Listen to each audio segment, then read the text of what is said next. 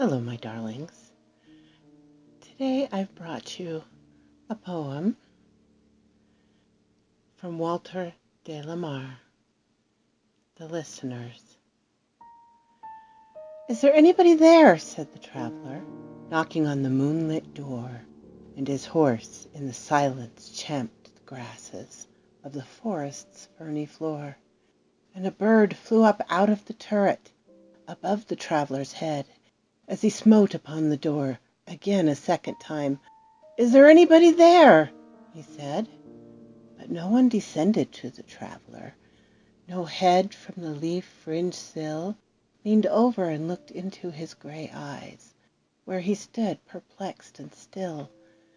But only a host of phantom listeners that dwelt in the lone house then stood listening in the quiet of the moonlight to that voice from the world of men, stood thronging the faint moonbeams on the darker stair that goes down to the empty hall, hearkening in an air stirred and shaken by the lonely traveler's call.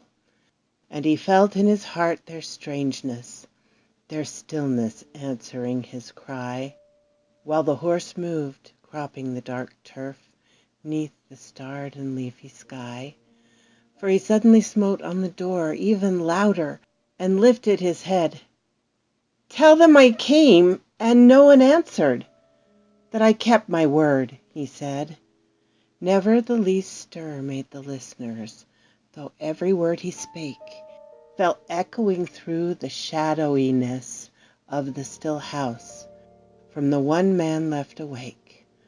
Aye, they heard his foot upon the stirrup and the sound of iron on stone, and how the silence surged softly backward when the plunging hooves were gone. Thank you, my darling, for listening to this mini tale. I hope you enjoyed it. I always love the atmosphere of this story.